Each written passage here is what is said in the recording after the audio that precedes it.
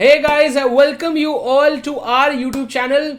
दोस्तों, सबसे पहली बात, सीए फाउंडेशन दिसंबर 2022 के रिजल्ट्स अमेजिंग थे। बहुत सारे स्टूडेंट्स हमारे पास हुए हैं विद अमेजिंग मार्क्स, है ना। मैं कुछ स्टैट्स चेक कर रहा था, अराउंड 30 स्टूडेंट्स के आसपास मेरे जो स्टूडेंट्स इकोनॉमिक्स बीसीके के, उन्होंने 90 या 90 प्लस मार्क्स स्कोर किए हैं।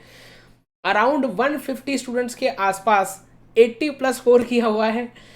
सेम नंबर ऑफ स्टूडेंट्स ने 70 प्लस 60 प्लस स्कोर किया हुआ है। तो भाई साहब, बहुत ही ज़बरदस्त रिजल्ट था। लेकिन जो है, जब ऐसा रिजल्ट आता है तो एक एक तरफ से हम एजुकेटर्स को खुशी बहुत होती है कि हमारे स्टूडेंट्स पास हो गए, लेकिन दूसरी तरफ पे जैसे कि विधि का विधान है, ये सीए एग्ज़ाम्स है ना।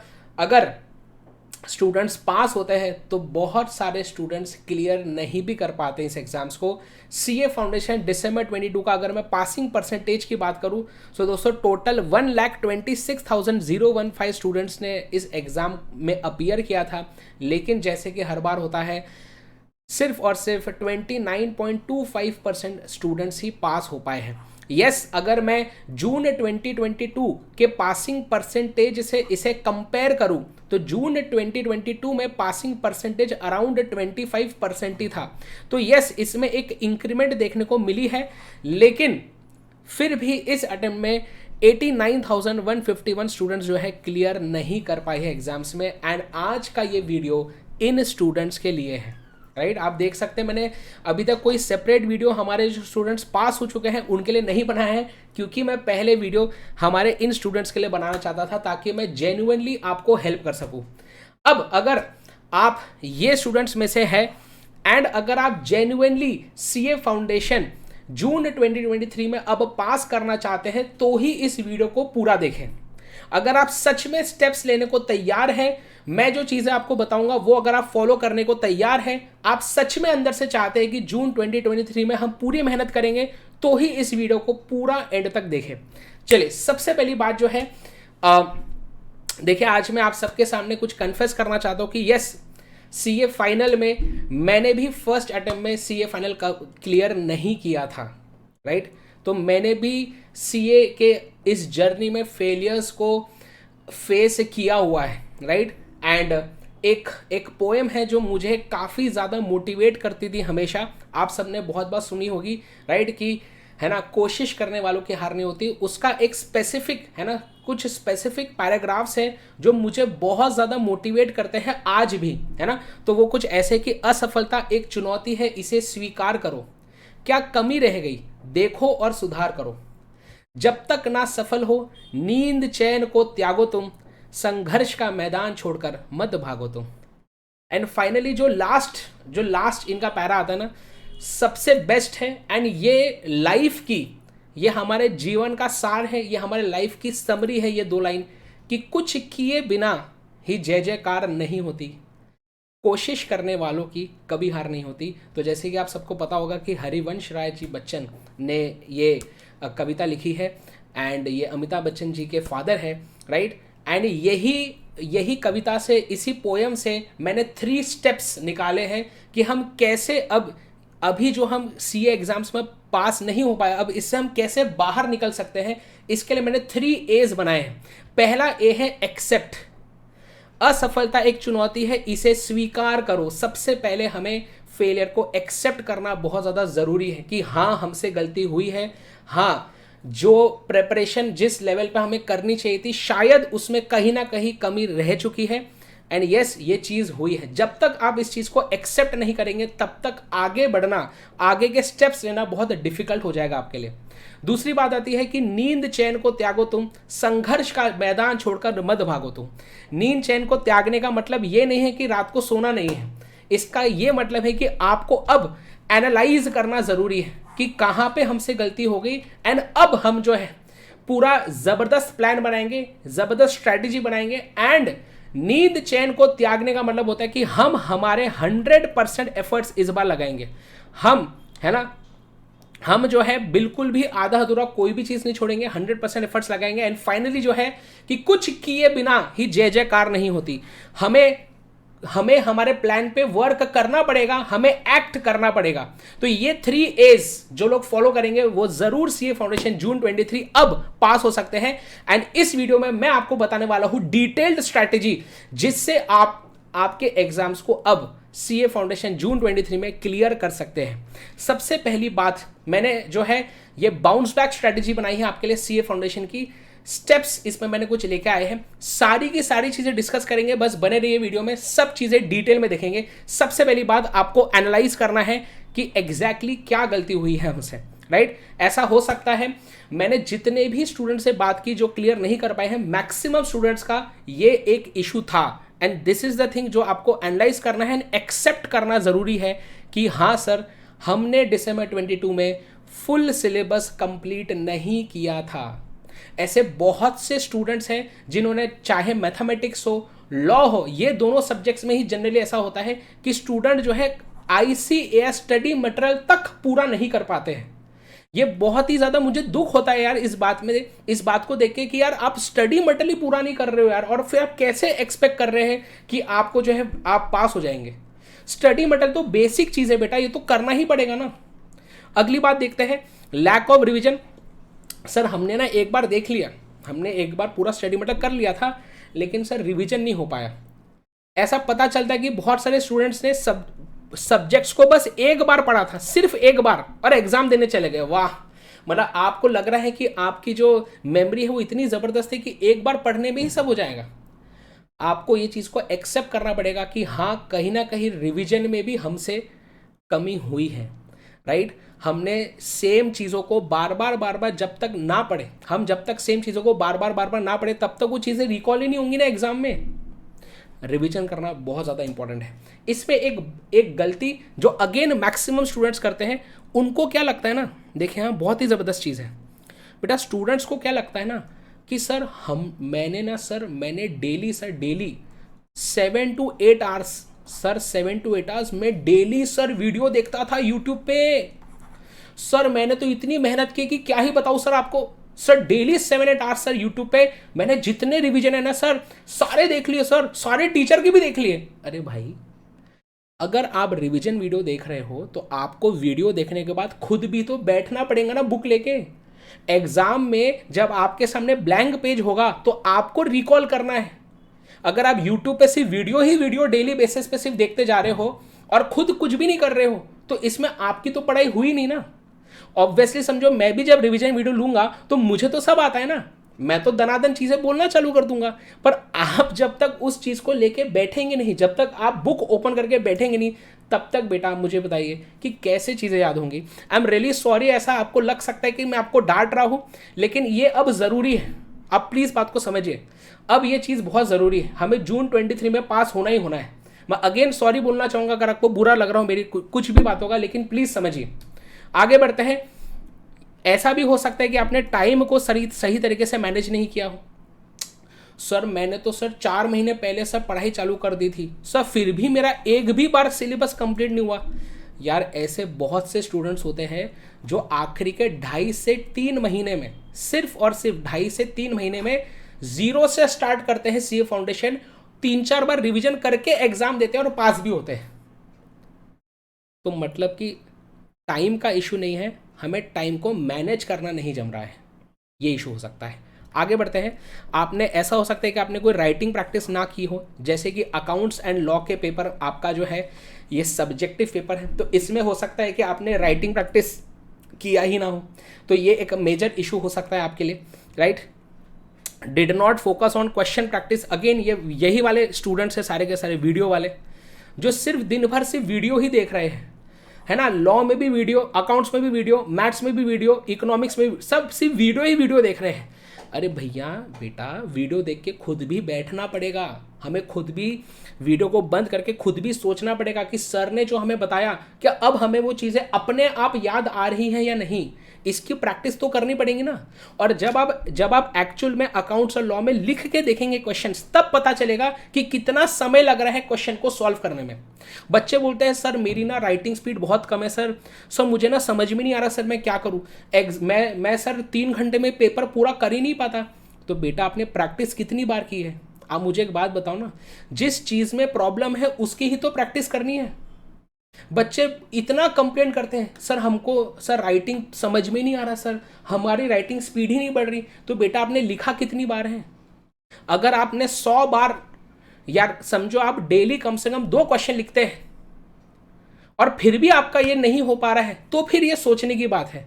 पर अगर आप राइटिंग प्रैक्टिस कर ही नहीं रहे हैं और फिर ये कंप्लेन कर रहे हैं कि सर हमारे तो स्पीड ही नहीं बढ़ रही, तो बेटा कैसे बढ़ेंगी? आप ये सोच के देखो ना, जिस चीज़ में बेटा प्रॉब्लम है वो चीज़ को आपको करना तो पड़ेगा ना, तभी तो वो प्रॉब्लम दूर होंगी ना।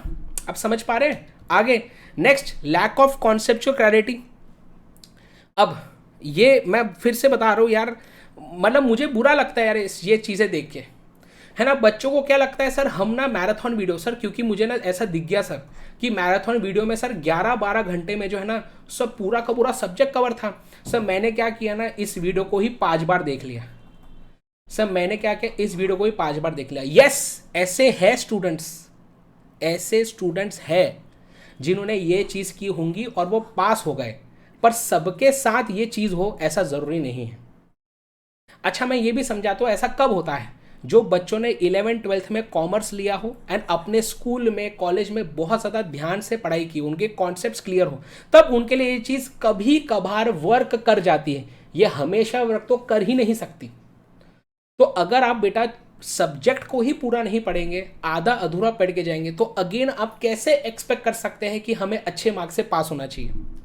एक स्टूडेंट मुझे बोल रहा था कि सर मेरे ना सर अब बहुत अटेम्प्ट्स हो गए सीए फाउंडेशन में, सर मुझे तो समझ भी नहीं आ रहा है, मुझे लग रहा है सर कि चेकिंग जो है ना बहुत ही डिफ़िकल्ट चेकिंग होती है, सर बहुत ही डिफ़िकल्ट चेकिंग होती है सर, ऐसा मुझे लग रहा है। मैंने बोला बेटा आपको मार्क्स कितने आए हैं, आपको मार्क्स कितने आए हैं?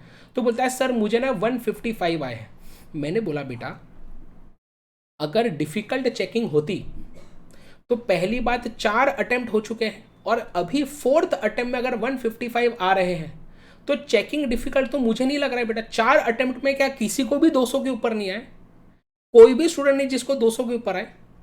मतलब चलिए आपका 1 बार लक नहीं चलेगा, 2 बार लक नहीं चलेगा, 4 बार कैसे लक नहीं चल सकता है? मतलब देखो यही बात है। देखो आप, मैं इल्ज़ाम नहीं लगा रहा हूँ, मैं आपको समझा रहा हूँ कि हमें ये एक्सेप्ट करना बहुत ज़रूरी है कि हाँ गलती हुई है। आधे से ज़्यादा बच्चे एक्सेप्ट करने को ही रेडी नहीं है। अभी भी आप अगर ये सोच रहे हो कि सर हमारे वजह से नहीं, सर हमारे टीचर ने अच्छा नहीं पढ़ाया, सर हमारे पेरेंट्स ने सपोर्ट नहीं किया, सर फैमिली ने सपोर्ट नहीं किया, सर हमें बहुत ही कम टाइम मिला सर पढ़ने के लिए, अगर आप अभी भी खुद पे ये चीज़ को नहीं ले पा रहे हैं, अगर आप अभी भी खुद रिस्पॉन्सिबल नहीं ठहरा पा रहे हैं, तो फिर कैसे चलेगा? आपको एक्सेप्ट करना पड़ेगा कि कहीं ना कहीं गलती तो हमारी ही है, हमसे ही कहीं ना कहीं चूक हुई है, हमसे ही कहीं ना कहीं जो है कमी रह गई है प्रैक्टिस में, राइट। देखो मैं ये मानता हूँ ऐसा होता है, ये भी चीज़ मैं लिख के आया हूँ कि बहुत सारे लोगों के फैमिली इश्यूज भी हो सकते हैं, कुछ भी हो सकते हैं, फाइनेंशियल इश्यूज हो सकते हैं, पेरेंट्स के हो सकते हैं, बाकी फैमिली मेम्बर्स के कुछ भी इश्यूज हो सकते हैं, विथ ऑल ड्यू रिस्पेक्ट, है ना। अगर ऐसा है और बहुत ही दिक्कतें थी तो मैं मान सकता हूँ कि पढ़ाई पर ध्यान नहीं लगता है, समझ पा रहा हूँ, ये बिल्कुल एक्सेप्टेबल है, राइट। अच्छा, एंड अगर समझो आप जो भी स्टूडेंट्स का क्लियर नहीं हुआ एग्जाम, कोई प्रॉब्लम नहीं है, ऐसा नहीं कि आपने कोई गुनाह कर दिया है, कोई बात नहीं है, नहीं हुआ ना क्लियर, कोई दिक्कत नहीं है। पर अब जून 2023 के लिए बहुत से दिन बचे हैं। अगर मैं आपको बताऊं जून 2023 का जो एग्जाम है वो स्टार्ट होने वाला है 24 जून से। आज है 4 फरवरी, मैं 5 फरवरी से मैंने काउंट किया, इसमें 138 डेज बचे हैं एग्जाम के लिए। ये मोर देन सफिशिएंट है।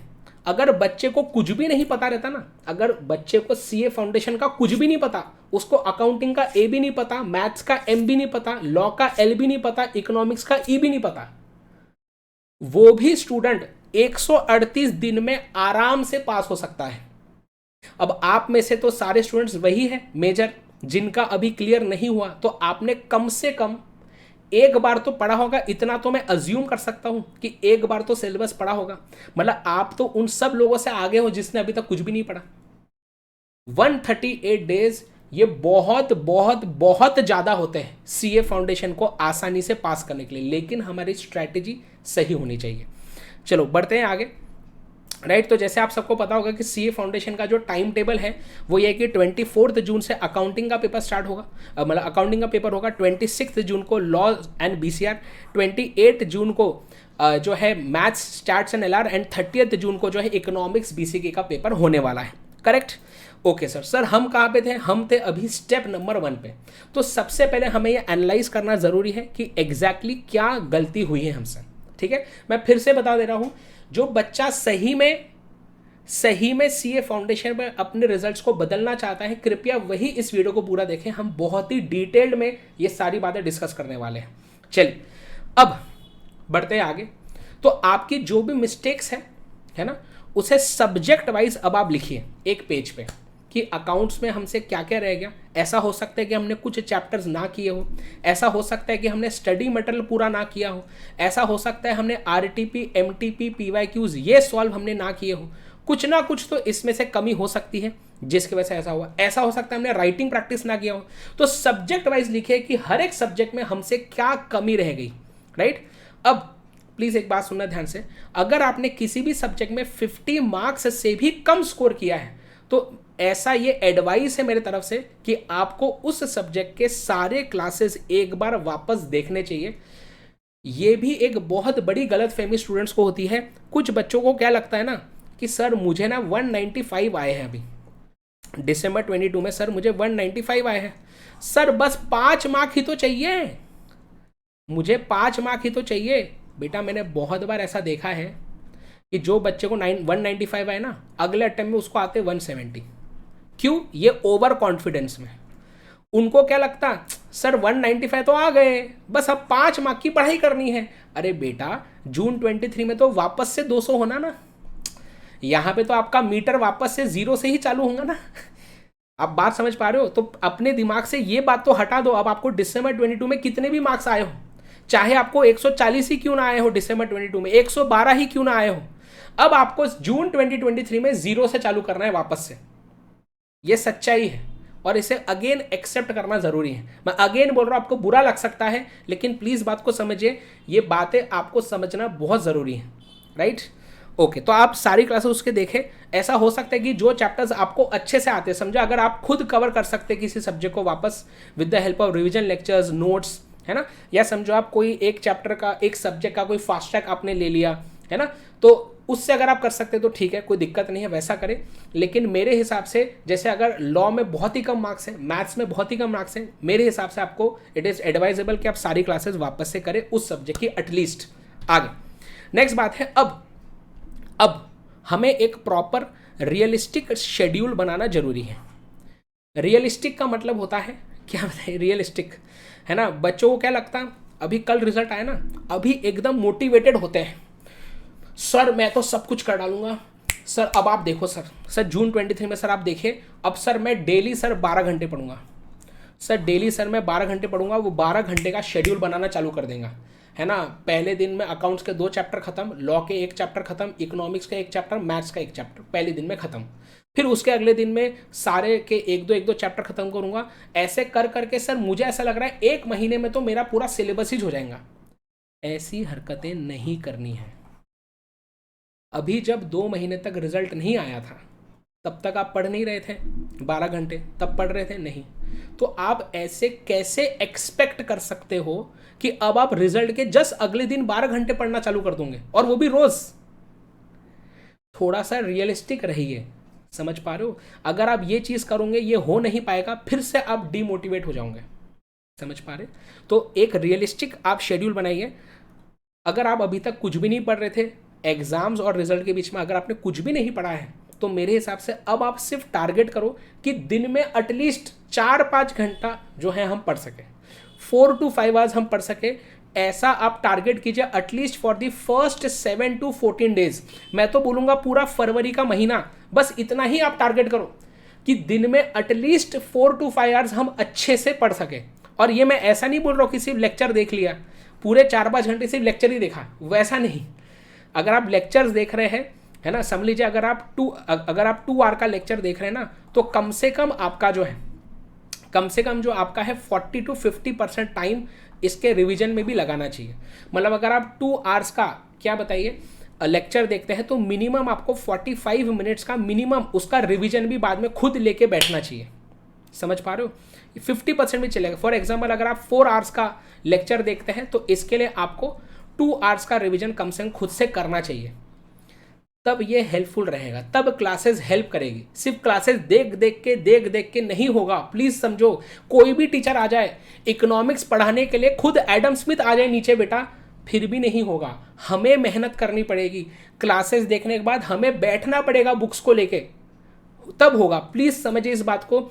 ऐसा जो है ना यूट्यूब पे वगैरह ऐसे बहुत से वीडियोस आते हैं, मुझे बुरा लगता है ये चीज़ को देख के। बच्चों को बोला जाता है कि यार आप बस वीडियो देख लो हो गया। ऐसे कैसे होगा यार? आप समझो इस बात को प्लीज़।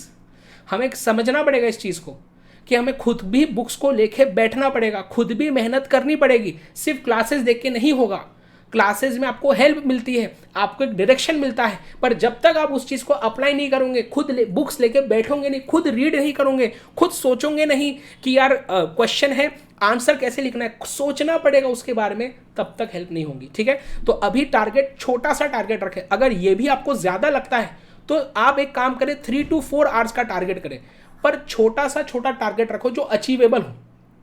समझ पा रहे हो? हाँ, इससे भी कम मत रखना, वरना स्टूडेंट्स बोलेंगे सर आपने बोला ना, आपने बोला सर कि छोटा टारगेट रखो, मैंने सर टारगेट रखा 30 मिनट्स का, कि एक दिन में 30 मिनट्स का ऐसा मत करना प्लीज़, है ना। चलो आगे अगली बात करेंगे, step number 4। Firstly focus only on ICAI study material. बात खत्म। सारे सब्जेक्ट्स की ICAI स्टडी मटेरियल आपकी होनी चाहिए एटलीस्ट 3 टाइम्स। ये मैं एटलीस्ट बोल रहा हूं। तो सबसे पहले तो आपको स्टडी मटेरियल, चाहे कुछ भी हो जाए, अगर समझो स्टडी मटेरियल आपके टीचर के नोट्स में ऑलरेडी कवर्ड है, बहुत अच्छी बात है, फिर भी एक बार स्टडी मटेरियल ओपन करने का, खुद एक बार स्टडी मटेरियल के सारे क्वेश्चंस करने हैं। तो आप स्टडी मटेरियल से कॉन्सेप्ट पढ़ लीजिए, पर स्टडी मटेरियल का हर एक क्वेश्चन एटलीस्ट 3 बार होना ही होना चाहिए। समझ पा रहे हो? इसमें आप ऐसा कर सकते हैं कि एक बार आप टीचर के साथ साथ कर लो, बाकी दोनों बार खुद करना है। करेक्ट। आगे, जैसे ही आपका किसी चैप्टर का स्टडी मटेरियल ओवर हो जाता है, तुरंत उस चैप्टर से रिलेटेड जो भी आपके प्रीवियस ईयर एग्जाम क्वेश्चंस होंगे, जैसे लॉ एंड अकाउंट्स में PYQ आता है तो वो सॉल्व करें, एंड 2 MTP सॉल्व करें मैथमेटिक्स एंड इकोनॉमिक्स की, मतलब उस टॉपिक से रिलेटेड, उस चैप्टर से रिलेटेड। इसके लिए ना मैंने एक MCQ कंपाइलर बुक बनाई थी, है ना, उसका 2nd एडिशन भी अभी आ गया है। तो उसमें मैंने ऐसा किया है कि हर टॉपिक के MCQs दिए हैं, कि जैसा समझो आपने इलास्टिसिटी ऑफ डिमांड पढ़ लिया, अब उसके जितने भी MCQ स्टडी मटेरियल में है, मॉक टेस्ट पेपर में है, एडिशनल क्वेश्चंस में, सारे एक साथ टॉपिक वाइज दिए हैं। मतलब जैसे ही कॉन्सेप्ट पढ़ा उसके क्वेश्चन सॉल्व करना है, कॉन्सेप्ट पढ़ा उसका क्वेश्चन सॉल्व करना है। अगर आपके पास ऐसी बुक नहीं है समझो, है ना, तो आप क्या कर सकते हैं, खुद 2 MTP को डाउनलोड करें, खुद 2 PYQ को डाउनलोड करें इंस्टीट्यूट के वेबसाइट से। जैसे ही एक चैप्टर खत्म होता है तुरंत उसका PYQ करें 2, या तो उसके MTP, है ना। मतलब स्टडी मटेरियल से कॉन्सेप्ट हो गए, स्टडी मटेरियल के क्वेश्चंस हो गए, फिर ये करना है। समझ में आ रही बात है? अभी सिर्फ इतना टारगेट करें, पहले इतना ही पहले करो, ज़्यादा बर्डन मत करो खुद को। समझो सर हमको ये भी बर्डन लग रहा है, कोई बात नहीं, स्टडी मटेरियल पूरा करो पहले। समझ पा रहे हो? हाँ, जब पूरा सिलेबस आपका हो जाएगा उसके बाद रिवीजन आप करोगे, जब रिवीजन करोगे ना, तब रिवीजन करना चैप्टर का, कॉन्सेप्ट्स का, एंड देन बाकी के जो भी PYQ MTP RTQ होंगे वो करना है। समझ में आ गया? ओके, तो ये तो चीज़ मैंने आपको बता दी कि अभी 138 दिन बचे हुए हैं। वेरी गुड, आगे बढ़ेंगे नेक्स्ट बात। अब ये जानना भी बहुत ज़रूरी है कि हमें फाउंडेशन एग्जाम्स को पढ़ने के लिए पढ़ना क्या है exactly, what to study exactly, हमें पढ़ना क्या है एग्जाम्स को क्लियर करने के लिए। तो अगर मैं पेपर 1 और पेपर 2 की बात करूं, अकाउंट्स एंड लॉ, ये सब्जेक्टिव पेपर है, पूरा आपको क्वेश्चन आएगा, पूरा आंसर लिखना पड़ेगा, आप सबको पता है। ICAI स्टडी मटेरियल सबसे इंपॉर्टेंट है, फर्स्ट प्रेफरेंस, ये करना ही करना है। उसके बाद अभी तक 14 मॉक टेस्ट पेपर्स आ चुके हैं, मई 2018 से लेके आपके दिसंबर 2022 एग्जाम तक, अभी तक जो है बेटा कितने आ चुके बताइए, 14 मॉक टेस्ट पेपर्स आ चुके हैं अभी तक। टारगेट करें कि एटलीस्ट हम 5 इसमें से तो कर सके। फिर RTP जो है वो भी मई 18 से दिसंबर 22 तक काफ़ी आ चुके हैं, इसमें भी टारगेट करें कि एटलीस्ट हम 3 RTP तो कर सके। एंड पीवाईक्यूज भी, प्रीवियस एग्जाम क्वेश्चंस भी एटलीस्ट आप 3 कर सके, ठीक है। एंड अगर एडिशनल क्वेश्चन इंस्टीट्यूट ने इशू किए हैं तो करना है। आगे पेपर 3 एंड पेपर 4 में ये दोनों क्या है, मैथ्स एंड इकोनॉमिक्स के आपके ऑब्जेक्टिव पेपर है, एमसीक्यू पेपर है, राइट। अच्छा और एक चीज़ बता दूं, इसमें कोई भी चेंज नहीं है सिलेबस में, नो मेजर चेंज है ना, छुटपुट चेंज होंगे पर कोई मेजर चेंज ऐसा नहीं है। जो दिसंबर 22 का सिलेबस है एज इट इज जून 23 में है। जैसे इकोनॉमिक्स बीसीके में बीसीके चैप्टर 3 में अपडेट आएगा, ऐसा हो सकता है ऐसा कि लॉ में थोड़ा सा हल्का फुल्का कुछ अपडेट हो, वो आपके टीचर आपको बता देंगे, ठीक है, पर मेजर सिलेबस सेम है। ओके, एक मैथ्स और इकोनॉमिक्स में भी सबसे इंपॉर्टेंट क्या है बताइए, आईसा स्टडी मटेरियल। देन इसमें भी मॉक टेस्ट पेपर आए हैं, 14 मॉक टेस्ट पेपर्स अभी तक आए हैं, मतलब 1400 एमसीक्यूज आपके पास ऑलरेडी अवेलेबल है इंस्टीट्यूट के। इसमें से एटलीस्ट 5 को टारगेट करें। मेरी जो एमसीक्यू कंपाइलर बुक है इकोनॉमिक्स बीसीके की, उसमें तो ये सारे एमसीक्यूज हैं, A to Z chapter wise concept wise. तो भैया बस वही ले लो, उसको पढ़ लो, बात खत्म हो गई। आगे है ना, फिर आरटीपी। अब मैथ्स और इकोनॉमिक्स के केस में बेटा आरटीपी नहीं आती, I said does not issue RTP for these subjects, तो आरटीपी आता नहीं है। पीवाईक्यू भी मैथ्स और इकोनॉमिक्स का ICAI इसको इशू नहीं करता। अगर आपको मार्केट में बुक्स मिलते कुछ पीवाईक्यू के लिए, लेकिन वो मेमोरी बेस्ड होती है। तो मेरे हिसाब से आपको स्टडी मटेरियल के एमसीक्यूज, मॉक टेस्ट पेपर के एमसीक्यूज एंड एक एडिशनल एमसीक्यूज करके इंस्टीट्यूट ने इशू किया था मैथ्स और इकोनॉमिक्स के लिए, वो आपको करना चाहिए। ये भी आईसीए की वेबसाइट से आपको मिल जाएगा। हमारी जो एमसीक्यू कंपाइलर बुक है उसमें ये भी कवर्ड है इकोनॉमिक्स बीसीके के लिए, ठीक है। तो पहली बात तो ये थी कि हमें पता तो चलना चाहिए कि पढ़ना क्या है, ये पढ़ना है। और अगर आपने ये अब जून 23 एग्जाम के लिए नहीं किया तो फिर कंप्लेन मत करना कि सर हम क्लियर नहीं हुए। और मैं दावे के साथ कह सकता हूं, अभी जो व्यक्ति इस वीडियो को देख रहा है, जो स्टूडेंट इस वीडियो को देख रहा है, मैक्सिमम स्टूडेंट्स ने ये चीजें नहीं की होगी। या तो उन्होंने सिर्फ इतना किया होगा स्टडी मटेरियल, या 1-2 मॉक टेस्ट पेपर बस किए होंगे इसके साथ साथ, पर जितना मैं यहां पे बोल रहा हूं उतना नहीं किया होगा। तो अगर आपने ये करके नहीं गए हैं एग्जाम देने के लिए, तो फिर ये कंप्लेन नहीं करना है कि सर हमने पूरी मेहनत की पर पास नहीं हुआ। पूरी मेहनत करने का मतलब ये होता है, जो यहाँ पे दिख रहा है आपको, ये होता है कि हमने 100% एफर्ट्स डाले हैं। अगर आपने ये नहीं किया है तो फिर आपको समझ में आ गया कि गलती कहाँ पे है। आगे नेक्स्ट अगली बात, time table.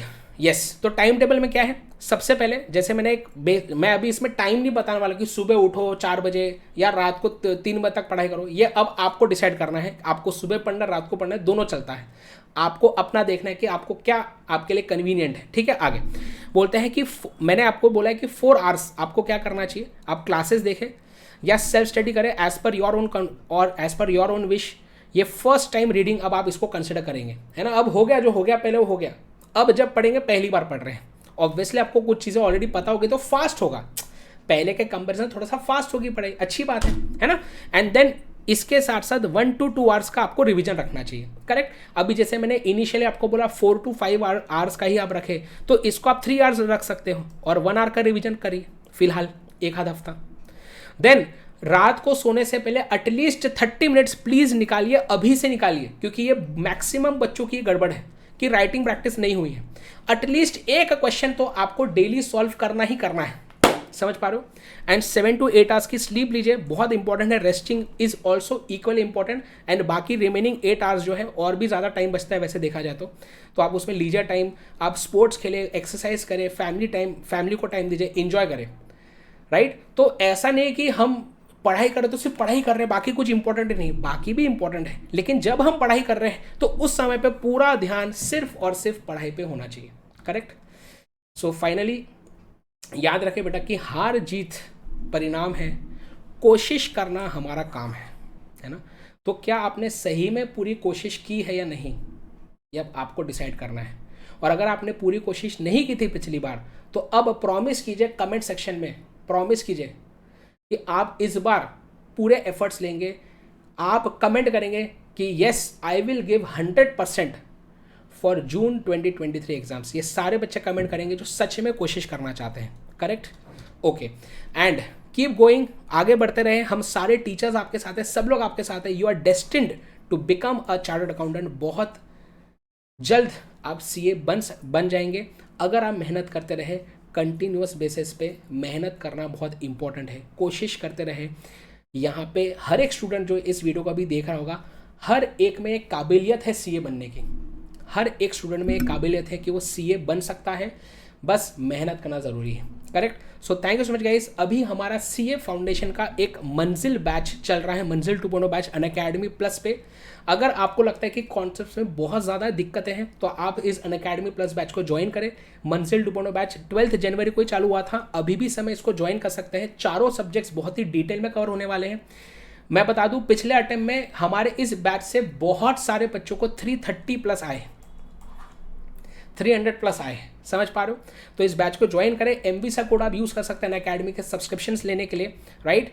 And thank you so much. हमें ज़रूर फॉलो करें अनअकैडमी ऐप पे। मेरी जो भी फ्री क्लासेस मैं लूँगा उसकी लिंक आपको यहाँ पे मिल जाएंगे, bit.ly/MVSA अनअकैडमी। एंड सब्सक्रिप्शंस कभी भी आपको अनअकैडमी में लेना हो तो आप MVSA कोड यूज़ कर सकते हैं। करेक्ट। सो बस इस चीज़ के साथ मैं इस वीडियो को अब एंड कर रहा हूँ। Thank you so much. I hope कि आपको ये वीडियो हेल्पफुल लगा होगा। और कुछ भी डाउट रहे ज़रूर कमेंट सेक्शन में मुझे बताएं।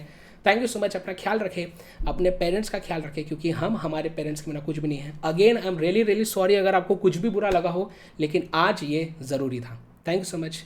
Bye bye and all the best.